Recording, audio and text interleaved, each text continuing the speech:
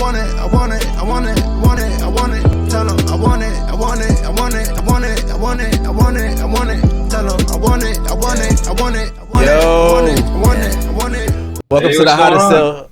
Welcome to the How to Sell Dope podcast. Big thank you to my guest Kenny of Moteef Media for joining us today. We're gonna talk a lot about videography and photography because he does both. And yeah, let's get right into it, man. I think one of the main things, a very vital part to an artist's journey, is being able to have dope visuals. And I've seen a lot of dope visuals. You know, like I'll record a song here in the studio, and then, you know, a couple of weeks later, I'll see someone take that song to you, and this dope ass visual will come out. And matter of fact, you shot a video here in the studio. Oh, true. Yeah. Yeah, and I mean, with like it was your studio. Yeah, that was the first time. Yeah. Yeah, with like two different scenes, and the shit just came out so dope. So, I want to talk about, you know, just your eye, what it takes, you know, for someone to, I shouldn't say to approach you, but what it is that you would like, the best way to have someone approach you about shooting a video, like, you know, what does treatment look like, what does storyboard look like, those type of things. But first, just give us a background how you got started. Okay, cool. Yeah, my name's Kenny. Kenny Charles is what I go for because of Google search purposes. My real name's Kenny Smith, but obviously that's impossible to find. Why Charles? Is that like your middle name? That's my middle name, yeah. Okay. So I even had to spell the Charles a little different because my name is just too generic. You can't find me online, like so. Okay. So I went with like slightly a stage name, Kenny Charles.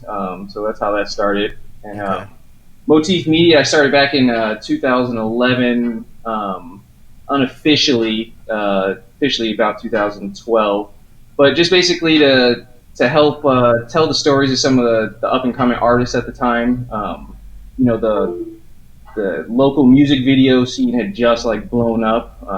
Accessibility to cameras and editing software and all that stuff, you know, just fell into our hands around that time. It was like inexpensive, and so I had always had a dream to, you know, be a filmmaker. So I hopped on it, got a Canon T1i.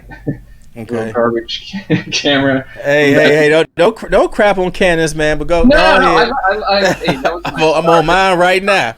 I love Canon. I'm just saying that camera compared to anything out now, you know what I mean? It's just like, I think it didn't even offer 60 frames per second at the time. Oh. It's like, yeah, I was using it for video, but it didn't even fully have like a video option, you know what I mean? So, but I was just like thirsty to get on anything. So, but no, definitely not bashing Canon. I'm Sony family right now, but I'm not bashing. Okay. So you started in 2011, 2012. And what kind of just made you want to get into it? You just wanted to just kind of show off what was going on in the city? Well, yeah, I've always wanted to be a filmmaker, and my two best friends at the time, they rap and sang, and so, you know, we needed the visual aspect to go with it too. I wanted to start vlogging and doing all of that type of stuff at the time. So I was actually working part-time at Bed Bath & Beyond and like saved up every little cent to get that Canon. Dope. So yeah, that was the start of it, was to basically kickstart my dream, you know what I mean, of being a filmmaker. But then also I had two best friends that were artists, and we wanted to get involved in that. So yeah, that's dope. Did you go to school, or you were just like, I'm gonna pick up this camera and do it? I went to SIU for 2 years, but they never let me touch a camera. So what? Yeah, like it was just kind of, it was a dope school. I had a lot of fun experiences and stuff like that. But as far as like trying to get my hands on my passion, you know what I mean, they were kind of giving me the runaround. So I actually left, and then got a couple smaller jobs or whatever, and then saved up, got my own camera. From there, just did my own thing, you know, built my own website. So you started your career when you got your own equipment. You said what now? Said you started your career when you got your own equipment.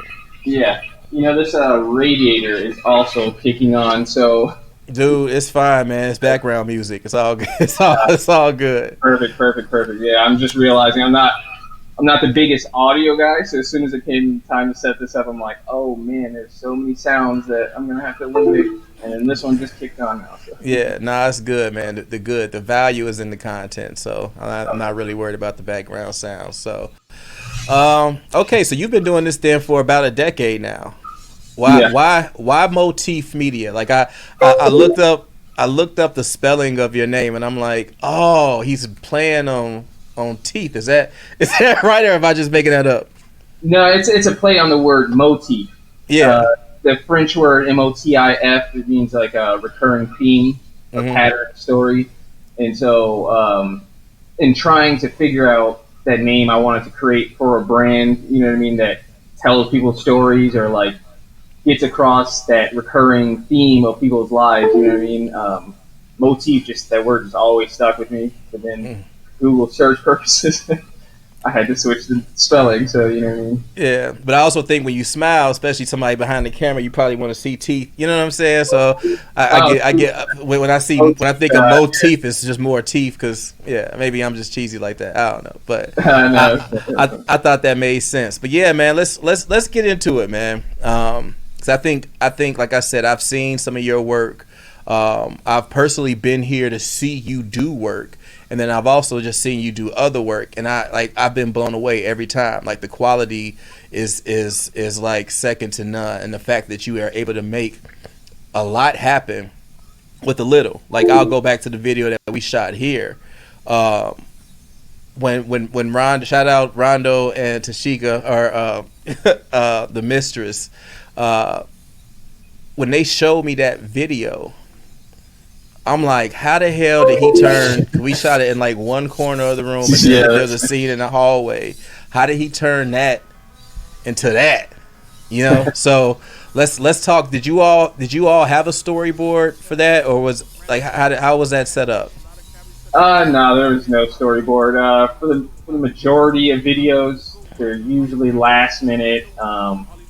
Quick productions, you know what I mean, where I have to kind of freestyle when I get there. Like I knew the theme that they were going to be recording in a recording studio, but I had never seen it. There's really no pre-planning for that one, so that's when you pull out some of the tools, you know what I mean, the creative tools to kind of make stuff work, you know what I mean. Lighting is a big thing, so like if you just have a couple lights, you know what I mean, you can change the depth. You can change the feel, the vibe. You know, you can change the environment, like totally. And so you actually had you were using some of the same lights I used, those little RGB stick lights or whatever. So you were already kind of set up for a couple shots. So I was like, oh, perfect. Do you prefer to have a storyboard?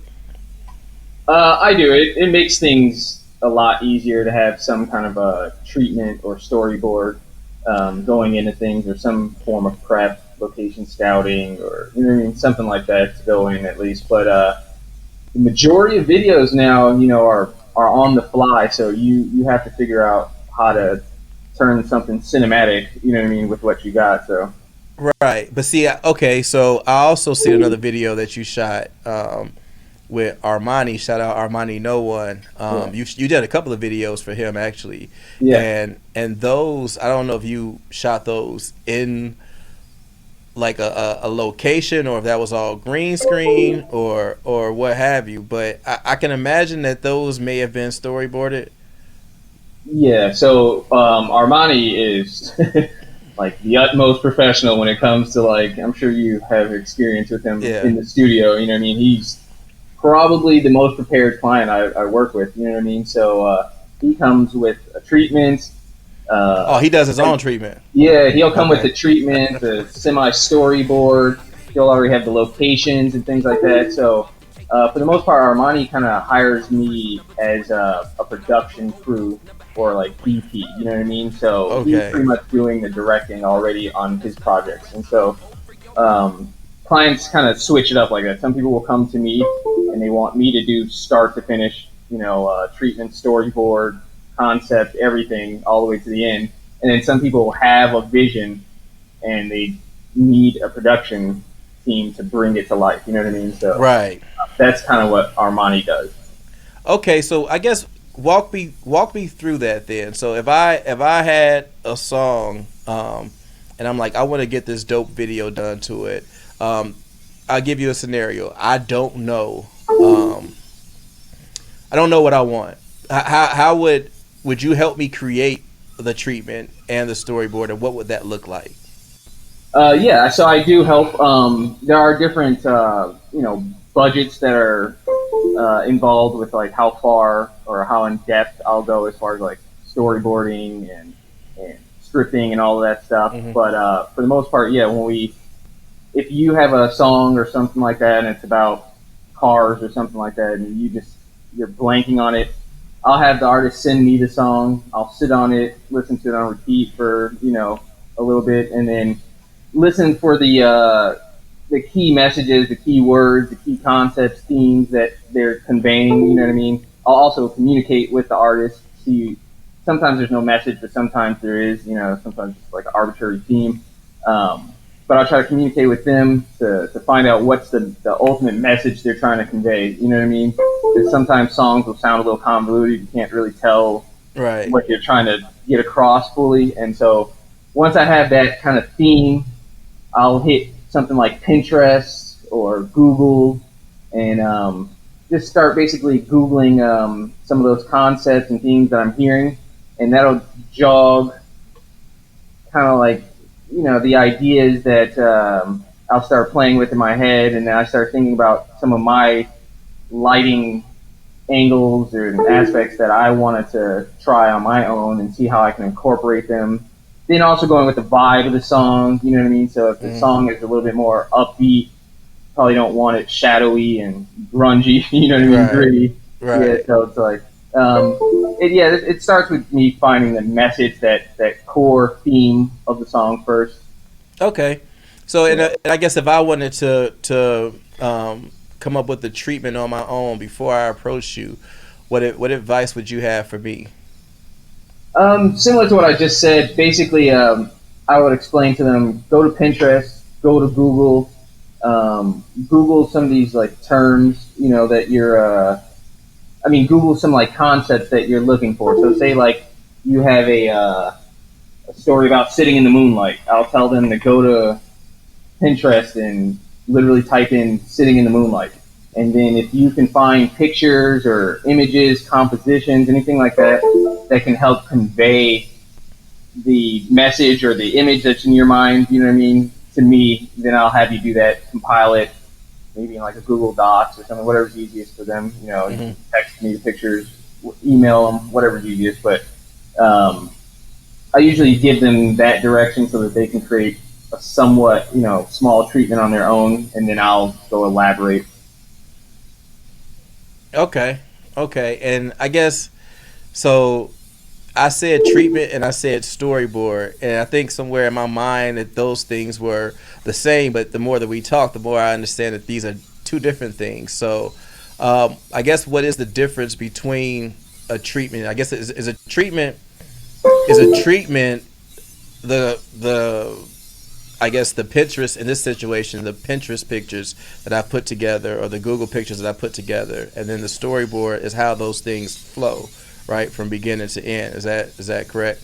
Yeah, pretty much. So you're basically, for like a treatment, the treatment is conveying the central theme of it. You know what I mean? It's going to be more picture heavy, but there also will be, some writing in there like John goes to the store and is feeling depressed, you know what I mean, or something like that. But then they might have one picture for the treatment of just John looking somber or something like that.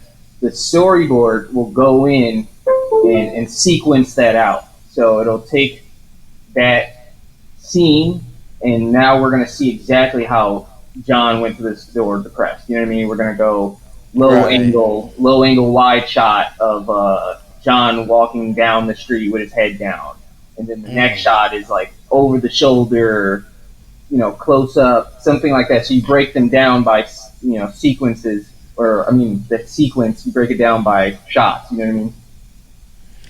So and I guess that just, I got so many questions about how you even get there.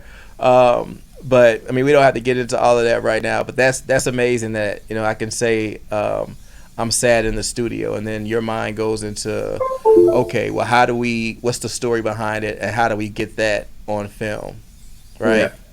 That's dope. That's dope. Yeah, that's the best part of storytelling to me is the metaphor aspect to it. You know what I mean? Yeah. So, okay, you mentioned that you started off with a Canon, a T7 I, right? Yeah, T1i. T1i. Okay. I think that's like the first of the DSLRs. I have a T7i. I think that's what I got. I'm using it right now, so I can't look at it, but I believe that's what I have. Do you feel like for videos, because I see you switch to Sony, right? Yeah. Do you feel like Sony cameras just shoot better quality videos than Canon? To be honest, this day and age, like, these cameras are all crazy. Okay. It's more of a just preference. It's maybe a little hard to convey, and I'm not the biggest technical guy, you know what I mean? But if I had to describe it, I'd say like the dynamic range, that depth, that just that cinematic feel is just a little bit more present in Sony cameras. Like you can choose picture profiles and things like that. So picture profiles, in short, basically dictate how the video looks. You know what I mean? So if you're going for like more of a low contrast, kind of like filmic look, that old school film look, Mm-hmm. they have profiles that you can choose. Or if you want to go for more of that clean, low lighting, modern, sharp look, they have different profiles for that as well. Canon might even have picture profile options, but I think Sony kind of like beat them to it, and that was why I transitioned.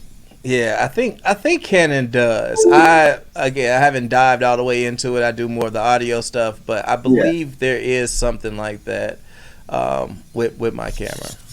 Yeah, that's what I'm saying. Like these cameras, they're all crazy now, man. You know what I mean? Like I've personally tested a couple people where I'll show 1080, 4K, and from this camera, from that camera, and people can't tell anymore. Like, I know, man. You can tell. Like, you can tell. I'm not like 6K, 8K, all that stuff. You know what I mean? They're different, but in certain situations, certain scenarios, they do kind of blur together. You know what I mean? It's about, yeah. I can't tell. I can imagine for you it'd be the same way it is for me with like a MP3 and a WAV file, right? Like they're slightly different, and you can tell in the studio on these studio monitors. You can tell the difference.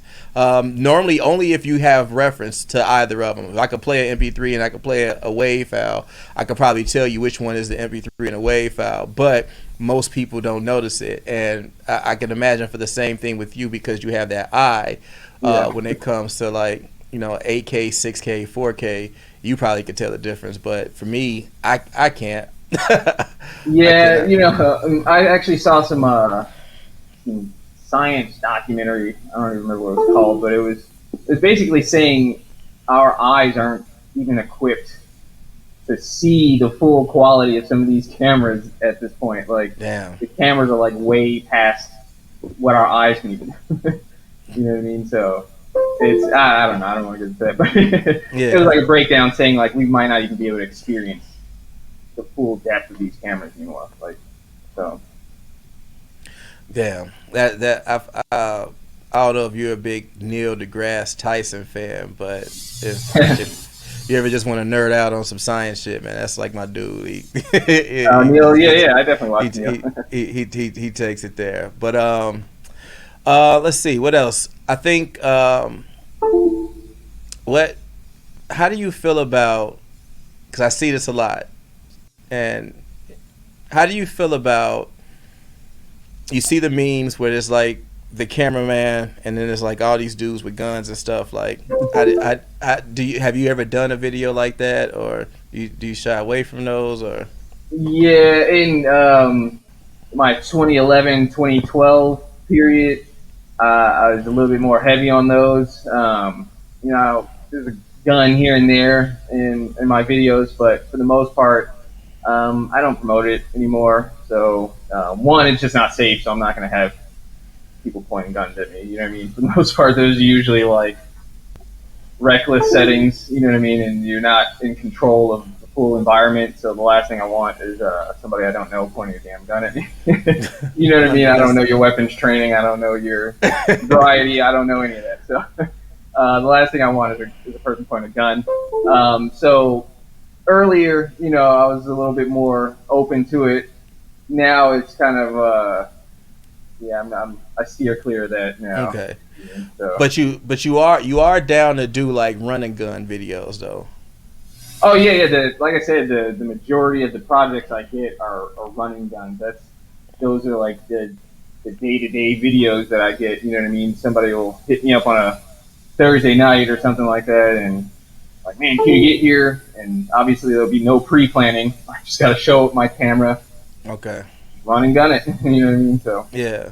Okay. Well, that's dope. Have you done any green screen work before? Like, yeah. I'm not the biggest CGI, guy, but I can do some minor animations with green screen and stuff and lighting. So like my skill set is mainly like DP work. So I like the lighting, the cinematography aspect of things, and so a lot of people don't understand one of the key aspects to doing green screen is lighting it properly. And so, just out of curiosity, I lit some green screen projects before and did them, but I don't ever have the CG skills like to really enhance a green screen project. You know what I mean? So, kind of stay away from them unless I'm working with some kind of animator or something like that. Odd question, but do you need a green background? Can you green screen? Because I can get on Instagram now, and they have their green screen function where I can put myself in an environment. Do you really need to have a green background for green screen? Yeah. So Okay.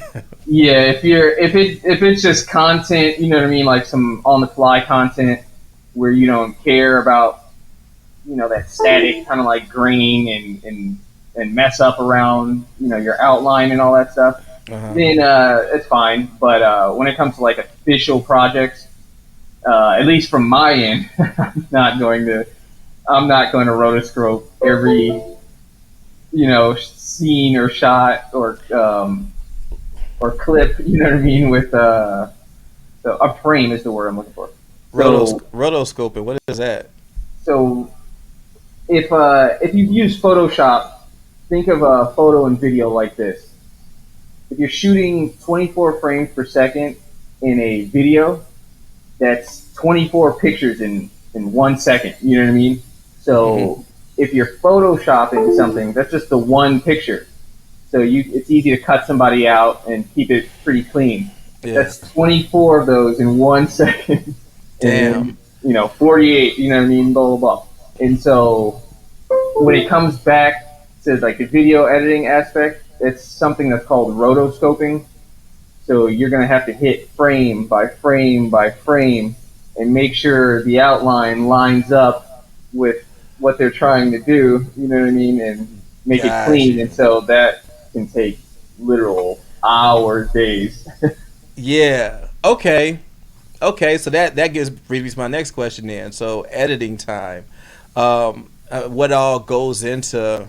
I mean, I can imagine there's transitions. There's all these different words, lyrics. Sometimes, like, how long? And I know this is probably. I hate getting asked this question as an engineer. How long does it take to mix a song? Because every song is different. But I guess on an average, if there is, what can someone expect the turnaround time to be for a video, a music video? So I make my my turnaround 1 week, but it doesn't take a full week.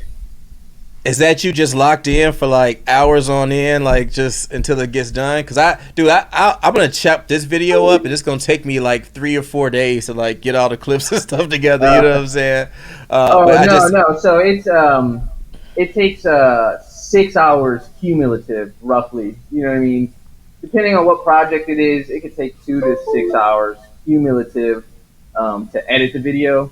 mhm. Depending on again how small or big the project is. But my turnaround is a week because I'll be shooting that same week. I'll be prepping for another video that same week. I'll be editing a previous video that same week. You know what I mean? Or doing something. So like, there's so many variables that go in. Ideally, if I can leave the shoot, get home, and sit down for the next 6 hours uninterrupted, my turnaround could be, a day. But Well, look, dude, that shit's like. So you mean to tell me those videos that I've seen, the videos that I've seen, have taken you between 2 to 6 hours to edit? No oh longer. yeah, oh yeah, you have to get proficient with the editing, or else you'll be here What all day. software are you using, man? What's It's Premiere, but Adobe Suite. But yeah, I've gotten proficient in it now. You know what I mean? After having wasted so many hours, like definitely wasn't like that in 2012. It was literal days.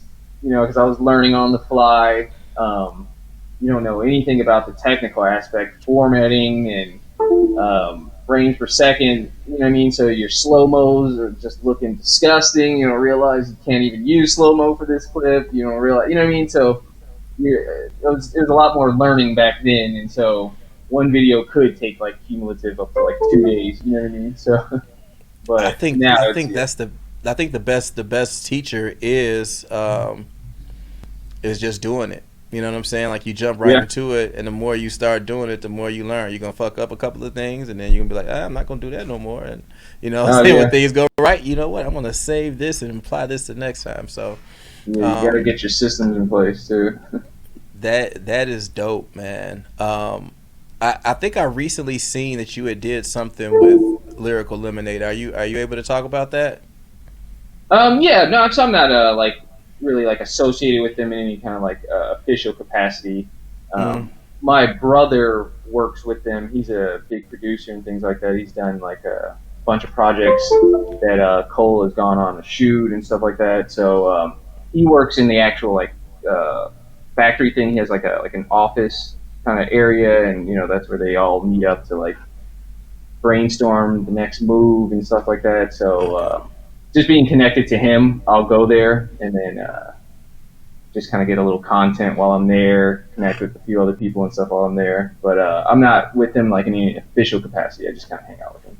Okay. Okay. Cool. Because I know um, I remember seeing Cole Bennett.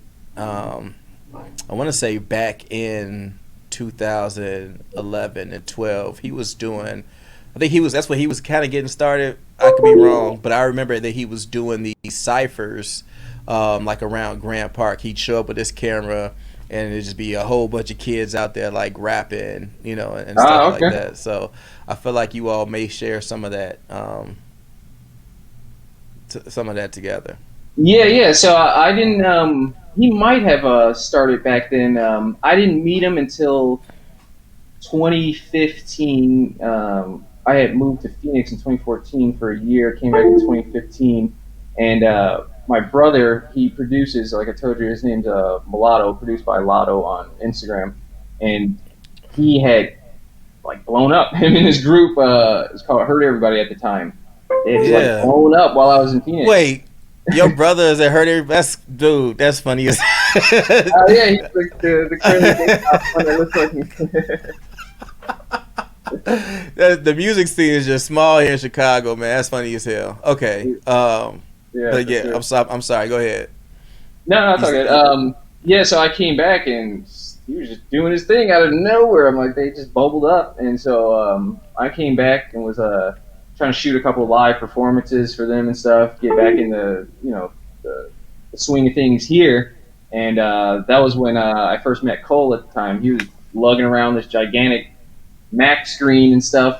They were working on a music garage. He'd pop up there sometimes, edit videos on the fly right there, take it with him to other locations and stuff like that. So I saw him put in his work. You know what I mean? Like I saw him take that thing from scratch to where it is now. So definitely to be commended. You know what I mean? Yeah. Okay. So shifting gears a little bit, what would in your eyes, with the knowledge that you have and the expertise that you have doing what you do, what would be a telltale sign of a good videographer? You know, someone that knows their shit. I would say the difference in a good videographer is somebody who cares about the art. So cameras, cameras, engineering, all this stuff. There's a hustle aspect to it, and then there's an art aspect to it. Like not knocking anyone's hustle. Do what you got to do to, make money, survive, and all that stuff. But that's obviously not going to be the thing that indicates whether you're going to be a good videographer, cinematographer, director or not. It's you got to care. You got to care about the art. You got to take the time to actually, like, I'll go on Google and I'll research composition, cinematography. I'm big into color theory right now, so you got to care. Like, cared about these things my whole life. So What is color theory? You talking about like just the mood that colors provide? Yeah. So color theory is you probably know a little bit about music theory. It's basically just the science behind color and what it does, like the moods it creates, like you said, the vibes and things like that. So little stuff like golds and silvers create a luxury feel. You know what I mean? Blues create like a happy kind of feel. Reds create, anger and stuff like that. And then you have complementary colors, contrasting. You know what I mean? Monochromatic colors. So it's a way of really, when it comes to editing, that's how you get that extra professional cinematic look to things. You have to kind of understand color theory when it comes to color grading. You know what I mean? So it's basically how to tie everything in together. So eliminate the colors that are ruining the mood. Enhance the colors that dictate what you're trying to say. You know what I mean? And little things like that. And it also comes into lighting a scene. You know what I mean? So damn. So it's like you gotta prep for it. You gotta have the right lighting, but sometimes you just can't do anything about the lighting. So you're saying that you can change the lighting on the back end. So if the lighting is throwing off the vibe, I can take that out and make it something else without destroying like the quality of the video. Exactly. Yep. So if you're stuck with, I know you see those orange, the warm lighting, you know what I mean, from the tungsten lighting, just becoming a regular home or something like that. Pull out your phone and it just got that nasty yellow-ish orange look to everything in your video. You know what I mean? If you can't control if you can't expose for it on your phone or something like that, then you got to edit, in Premiere or some kind of like post editing program, and that's when the color theory comes in. So you'll start understanding how to bring that down without losing quality or washing something out or eliminating something like that. You know what I mean? So okay. So I mean, again, that's just like the professional technical aspect of things that we don't think about, because you see videos, and I feel like that's something that you can kind of tell. I don't know what I'm looking at when I see it, but I do know that there is a difference when I see certain videos and when I see others. Like when I see your videos, I know for a fact like everything looks like it goes together. You know what I'm saying? Like it just nothing looks out of place. And I know there could be multiple scenes in multiple locations, but nothing seems like it's like too bright or too dull, or you know what I'm saying? Like, and I can imagine all of that is a part of color grading or color correcting. Is that? Well, it's a stage. So color correct first. So that's when you'll bring down things that are a little oversaturated, or you might bring up the saturation. You bring down the exposure, contrast, something like that. And then you're basically bringing the photo or video to what you think is perfect, as is, and then you bring it to the color grading aspect. You start adding, the sauce to it. You start making it a little bit more artistic and stuff like that. You know what I mean? Yeah, that's dope. Have you done any like social media ads for anyone? Like shot, you see these videos online all the time. You want to get better at arm wrestling? Well, let me tell you, you know what I'm saying? Like, or whatever the fuck, This is like all those types of videos. Have you done anything like that for anyone? As far as you mean, I create the video ad for them, and then they're promoting something of their own. Yeah. Oh yeah, definitely. I create so that's just formatting. That's part of like the deliverables you discuss with the client. You try to figure out what platform they're trying to attack, basically. So if they're going to go to YouTube, you know what I mean.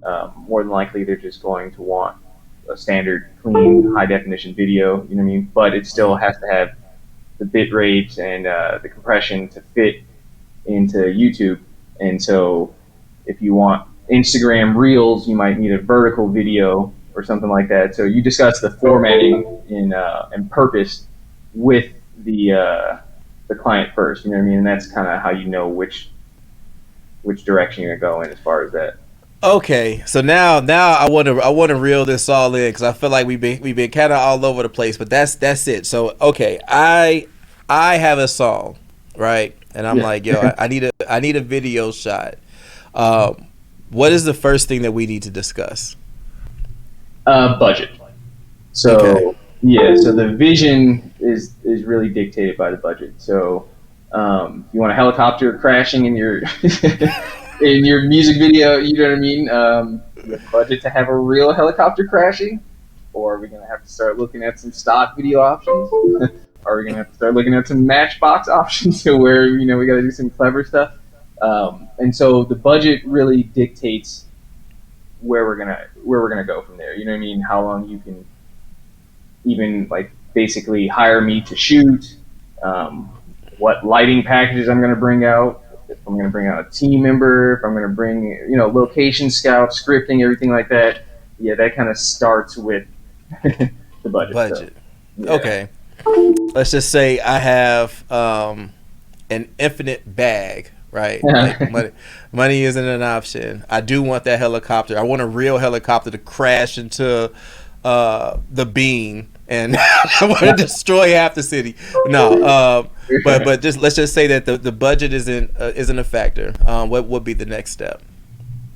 We start conceptualizing. So if you have a theme or concept, storyline, or something like that specifically that you want to convey, then we start going through the logistics of it, basically where we're going to shoot, how long we're going to shoot, who's needed, talent, actors, models, props, blah, blah, blah, So we'll start going basically through the logistics of it now and figuring out where we're going to start, what's ideal. Do we start on this day weather-wise? Do we start next week because that location's only available then? You know what I mean? So start basically breaking down the logistics of it at that point. Okay. And, if we're going to need to rent that helicopter, do I have the resources to actually call a rental place that rents the helicopter, or will I have to reach out now and will that person have an additional budget that they require? You know what I mean? So it's to be honest, that those two stages can kind of bounce back and forth. I was gonna say that because it sounds like I may know. Okay, I got you said 5. Have a limited bag. So. if okay, but if I did have a limited bag, you know what I'm saying, and I like when we get to okay, this is the budget, this is what I want to spend, and then we get into the logistics of it, then there may be an opportunity for me to find more money, or you just have to back off some of the ideas at that point. Okay, so then what would the third step be? Well, after that, I have all these things actually written down. I literally have a step-by-step thing I pull out when I go with when a client calls or something like that. It would be scheduling the dates. Then after we have all the logistics done, it's a matter of officially hiring me to book in the date. So I require a 50% deposit.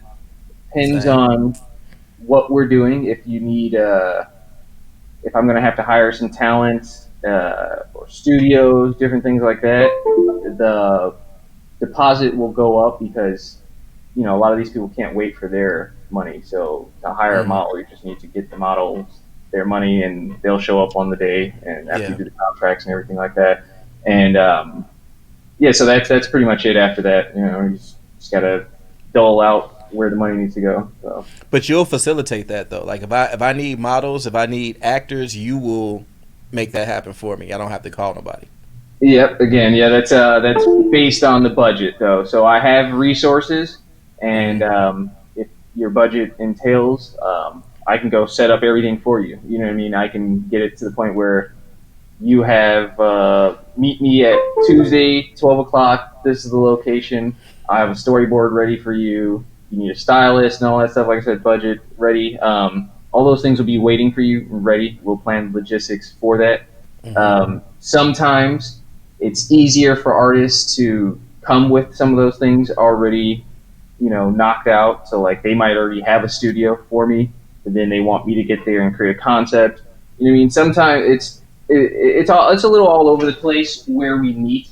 So people come to me with half a project. People come to me with nothing, Mm-hmm. and it will dictate where we go from there. But Have you ever planned to shoot outdoors and you get to the date and it's raining? oh my gosh, yeah. Okay. That's the most annoying thing on the planet, especially this year is probably the rainiest year I've ever dealt with. Like, I know people who had their weddings this summer were mad as hell because so many of my shoots got rescheduled because of rain. Okay. And now it's annoying if it's an elaborate shoot with a lot of Moving pieces. moving pieces. Yeah, so that can start causing some legal problems, different things, some budgetary issues. You know what I mean? Some people aren't trying to just reschedule and off of the Yeah. strength of the project or understanding that the weather's there. So people need to be rehired, or sometimes they leave and now we need to rehire another person, but you already had to pay them, so that might dictate the budget. So That's a good point. So how do you properly prepare for something like that then? Like, is it just keep in mind that, bad things can happen and have like a stash in case? Is that just like the best way to go about it, or? Yeah, so the weather is also just really unpredictable. So if it's just the summer, the heart of the summer, we're not really expecting rain when it doesn't say it's going to rain. But even then, I'll still, a few days leading up to the shoot, I'll start checking the weather because you know how that is. Day before, it's like, oh, what? We're getting 5 inches of snow now tomorrow. It's like it just said yesterday it was sunny. You know what I mean? Yeah. So, and I've literally rescheduled shoots from something that says it's raining now to something that says it's sunny, and then the day before it flips flops again. And it's like, so you just need a contingency plan. And again, it's kind of dictated by the budget. So if they have it extra in the budget, it might be, hey, I'm gonna get on it and find us a studio. You know what I mean, to get to. Or if it's light rain, some of the equipment is weather sealed. I don't really play that game, to be honest with you. So I understand. yeah, that's a crazy setback. I'm willing to take certain cameras, lenses, setups. That first, you go get that first Canon, huh? You gonna get that Canon T71, whatever it is. Yeah. What was it? The T1. That's what we getting if it's raining. Yeah, exactly. And I'm bringing out the big boy, the Ari Alexa or something like that in the rain. Shout out Bessie and Armani both in the chat. Hey Bessie, Armani laughing at something we said. Shout out, yeah. But yeah, so now that we've gotten the location set and the shoot done, then what would be the next step? Just, I guess, pay you the rest of the money and wait, or? No, I usually take the back end on the day of the shoot, or some clients will need an exception, and I'll say, get it to me when I'm turning in the video. You know what I mean? So like, but so the next step after that is basically me getting my shot list together, And based on the theme of the video, I might start dictating to them to start getting certain props. If I have ideas that they didn't think of, or I just thought of after we've already planned some stuff, I'll start shooting some text like, hey, what about getting a chain for this, or what about getting this for that?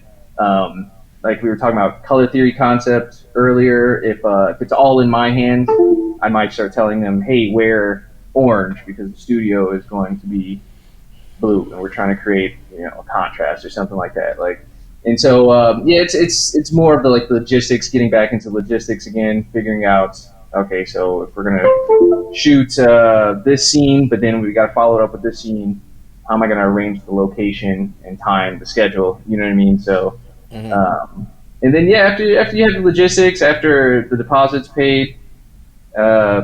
If you're doing contracts like that, it's more of an elaborate thing. I recommend contracts for everything. I don't do them for everything.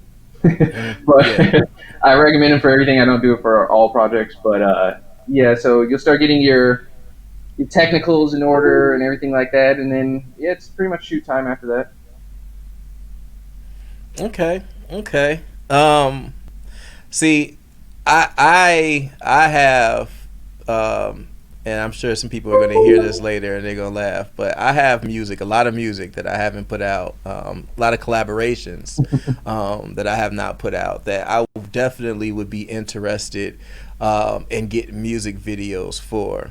Now, a lot of us are balling on a budget. Do you do anything like, if I know that I have 3 songs that I want videos for, is there like, a different price versus like a bulk deal? Yeah, a bundle or something. So that I have offered them and I have done them in the past. They take a lot of pre-planning and a lot of agreeing first, you know what I mean? Because each video is special, you know what I mean? It's going to take a different amount of time, so I can't. It's not like shoes. I can't, buy one get one free type thing, or like buy 2 and get this one discounted or something like that. It's in that third video you might be like, okay, now that I got these 2 minor videos, I want the helicopter to crash into the bean and yeah. Like, come on, I want to ride on the back of an elephant through Navy Pier, and exactly. So the only way I'll do the bundle thing is if we're very clear up front, and then on top of that, the only way I'll do the bundle thing is if I take a 50% deposit of the bundle price. You know what I mean? So if not, then there's no real incentive for me to do it. It's just giving you a discount. You know what I mean? So if you buy 3 videos and I don't get the deposit, 50% of that total, then you're just kind of spacing it out as 3 cheaper videos. Right. Yeah. No, and I actually tricked myself into doing that once in the past, and I learned from it.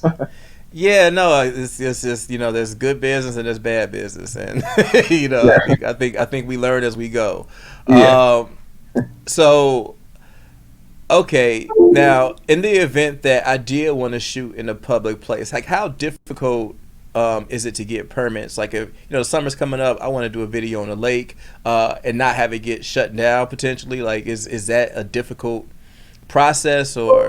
The process isn't super difficult. I have all my links, a couple different folders here, but you basically go to the city of Chicago and you request a permit for locations, and they'll start asking you about the details and things like that, and they'll either grant it to you or they won't. And the issue is just more so where you're trying to shoot. So you're trying to lock down the beam, it's a hell no. I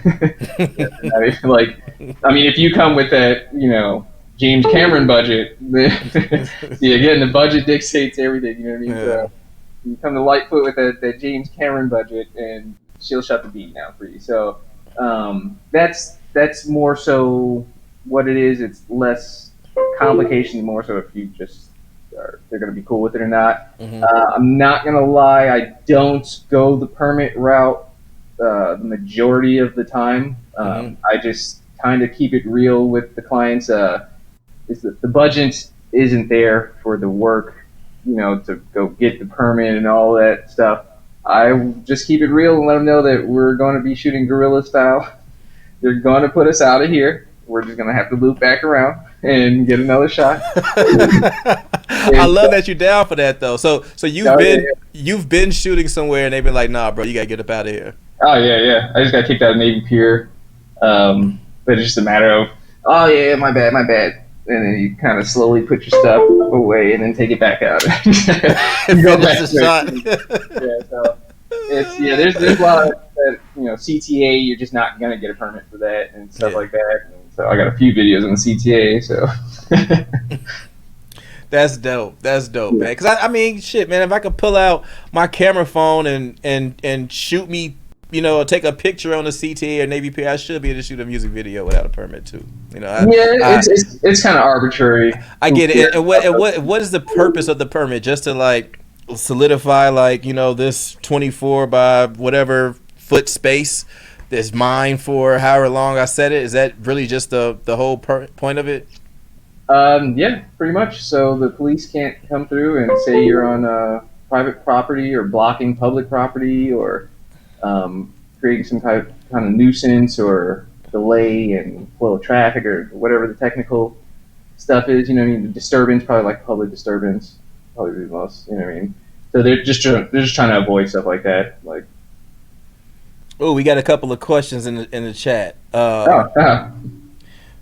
What is the average cost looking to shoot for some tracks off the new album? So, do you want to get into pricing, or 'cause I know you said it's all about budget? Yeah, so it is. I do try to keep pricing things like that personal to the artist. Some artists are cool with smaller scale projects and things like that, and their budget might not dictate it. So depending on if we worked or something like that, I do have allowances and stuff like that. I try to put some human aspect into it and things like that. Mm-hmm. But for the most part, just being straight up, $650 is where I start for 2-hour production. Mm-hmm. And I'll bring a basic lighting kit, and it doesn't include studio or anything like that, but it includes editing. And so that's basically where I start. That's a running gun. That's one location, and you can add on from there if you need another location, if you need more time, something like that. You know what I mean? But for the most part, I'll probably go as low as $500 for the average video. With not too many moving parts, complications, or anything like that. So. And I do want to just make note for anyone who's listening. Today is Friday, January 20th of 2023. Today's price may not be next week's price, may not be next month's price, or next year's price. So just keep that in mind whenever you're hearing this. This may be different. While the getting's good. I totally understand that. So let's just say, for instance, for someone like me, right? Like, I do podcasts. I'm now doing, in studio interviews and that type of stuff. Would you just take on editing? Yeah.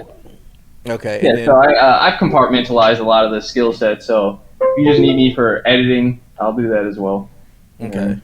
Okay. I've had people just hire me to do directing. I've had people just hire me to do the pre-planning, get the models and studios and everything, and then I literally had nothing to do with the project. I didn't go shoot. I didn't go do anything. So it with film production, video production, it breaks down into like different parts. You know what I mean? So pre-production and then post-production. Okay. Well, I think that's about it that I have. That's all the questions we've gotten. They've been answered. I guess the last thing I'll ask for an up and coming videographer, right? Someone who's just trying to figure out their lane in the local scene. What advice would you have for them? Let's see. Marketing is key. I would say out the gate, learn the concept of marketing, the basics of getting yourself seen. I would say work on centralizing a place that people can find you. So a lot of videographers I know don't have a website. But if you're dealing with something like a technical issue on Instagram, like I'm dealing with right now, so I can't post fully for some reason. I think it's because I started another Instagram. But because of that, I'm sure I'm losing business because of that platform being down. But my website still allows people to come through, communicate, drop their information, and hire me through that and stuff like that. So I would say have a centralized place like a website that you can call your own. You know what I mean? Something that you can dictate. And that goes for, I'm sorry to cut you off, but that goes No. for artists too. That goes for, I mean, I got a website. If you're an artist, you need to have a website. If you're trying to do anything on your own as a business, because essentially as an artist you're a business, you are a business as Moteef Media. I'm a business as Beatbox Entertainment. As a business, you need to have a place where if Instagram shuts down, if Facebook shuts down, people can still contact you or go and see what you have to offer, and that is done by your website. So go ahead. Exactly. Yeah, so after you have something like a website, I would say obviously keep carving away at your craft. You know what I mean? Again, not knocking hustle, but don't just keep it at a hustle. Like it's a good hustle, but you can improve the hustle with a little art knowledge. You know what I'm saying? Like a little lighting of knowledge, a little lighting of cinematography, composition, things like that. Just care. You know what I mean? So I see a lot of videographers who started recently and are changed. You know what I mean? Like you can see that they care and they're trying to the tides are changing. I don't think people are just trying to put a camera in people's faces anymore. So I definitely appreciate that. You know what I mean? So I would say keep carving out on the on your craft. Get your finances in order. Start learning a little bit about what it takes to record, your expenses and things like that, like something like QuickBooks and profits and all that. I would say you don't have to worry about the super technical aspect on the finances in the very beginning, but other than that, I would say marketing, work on your craft, get a website, and just push yourself. You know what I mean? Just put yourself out there. Work on as many. If you just started, don't make the mistake I did in trying to charge a little too soon.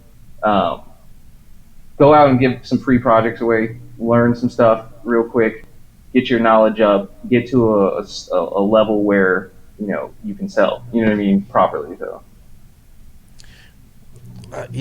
So it's funny that you say that because I have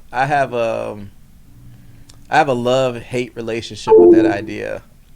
When I first opened the studio, I remember I was like trying to give away free studio time at night, and I feel like for the month or however long it was that I was doing that, I was constantly getting blown off. Like people would like be like, "Yeah, I'm gonna be there." Getting stood up is the right way. I'll be there. I'll be there. And then like I get to the studio and then people wouldn't show up. This is like back in 2017. I remember I talked to another engineer. He's like, "Yes, because you haven't put a price tag on it." So I think. So I wouldn't. I guess there's more nuance to that. So I'm not saying basically go out and find an artist that makes music and then go rent the studio for him and go do all these things and let him screw you over. I'm saying basically you find out an artist is going to be recording in a studio like yours or something like that. Ask if you can tag along, shoot as much as you can, get that experience in. You know what I mean? Get it in different situations and things like that. So it's like I got a lot of invites when I first started, but just due to some rocky relationships in the very beginning, like the ego kicked in. I thought I was supposed to just like no. You want my time? You got to do this and that. And it's like, and I didn't see that it was beneficial to kind of, extend an olive branch to some of these people. You know what I'm saying? Just to get my skill up and meet and network. So the networking is a vital issue. I mean, a vital part of it. And so, just networking the right way can do it. So, but I'm not saying go out, waste your time, or set yourself up for failure. Right. But what you just said though, give an olive branch here and there. Like I think that is important, and that's something that I've learned, over the years. How long have you been? Because I'm assuming that you do this full time. Yes. Okay. And how long has it been that way for you? I went full time in 2012 for a year, and then had some stuff to hit. I had to hit the drawing board. But I came back and I officially went full time at the very start of COVID. I was a server at Red Lobster and doing this on the side, and COVID hit, and they basically weren't trying to give me my unemployment for a while, or those checks were hitting. I'm like, oh, you guys are not about to, starve me to death. So Right. I just hit the ground running, and I've been full time since. So You were a server real. So funny story. You may not know about this, but I started the studio. I was a server, and I was. oh yeah, Yeah, I was the lead server at this place, and I was doing I would train all the new hires. I wrote the quizzes on and quiz people on the menu knowledge and steps of service, and that type of stuff. And then we got new management, and every time you get new management, shit just gets a little weird. I ended up having a bad day, and I was just kind of tired of the changes, and I told them I'm about to quit. I'm putting my 2-week notice in. Came back the next day after I calmed down. I was like, that shit I was saying yesterday, I take it back. I want to stay here for a little bit longer. And, of course, the manager who was in charge of that decision was a guy who I was not seeing eye to eye with. And he looked me dead in my face and was like, I think you should stick to your guns and quit. And for me, it was that moment that made me feel like I don't want to work for nobody else ever again, because I feel like I've gone above and beyond for this place, and for y'all to do that. Granted, I know we a little hot right now, but you got to see the work. You know what I'm saying? You got to see the effort. And I also felt like if I could do that with my own business, I could be successful. So I think we kind of share that restaurant to entrepreneurship lane. Yeah. There's a lot of talent in the server industry. You know what I mean? 100%. I kind of went down that serving path because I was tired of my schedule being dictated. I can't do a 9-to-5. I'm just not a 9-to-5 guy. Same. I needed free time. I needed something that would give me cash immediately. You know what I mean? I was always making day-to-day purchases for random props or equipment or something I was trying to do, or you know what I mean? So I was like, I can't wait for this 2 weeks type thing, and so the server concept is just, perfect for artsy people who are trying to, what I mean, still have their time and dictate things and then get into that world, you know what I mean? So, yeah, definitely understand the serving world. Yeah. Let's see. Yo, what up, Tragic? Tragic in the chat. Bessie said that's true wisdom what he's saying. Probably was about the olive branch scene. I don't know. I'm trying to time up the time of the content what we've been talking about, or the time of the comment and what we've been talking about. But thank you, Bessie, for weighing in. What up, Tragic? So this is actually one of the first times that we actually have a pretty full audience. So that's dope too. If you all are interested in getting a video shot, holler at Kenny, man. Let him know how they can reach you. Oh, definitely. You can reach me on my website, www.moteefmedia.com. It's MOTEEF media.com. I'm also Moteef Media on Instagram, Moteef Media on YouTube, Moteef Media on Facebook, and my email is kenny@moteefmedia.com. If the motif is driven in, it should be.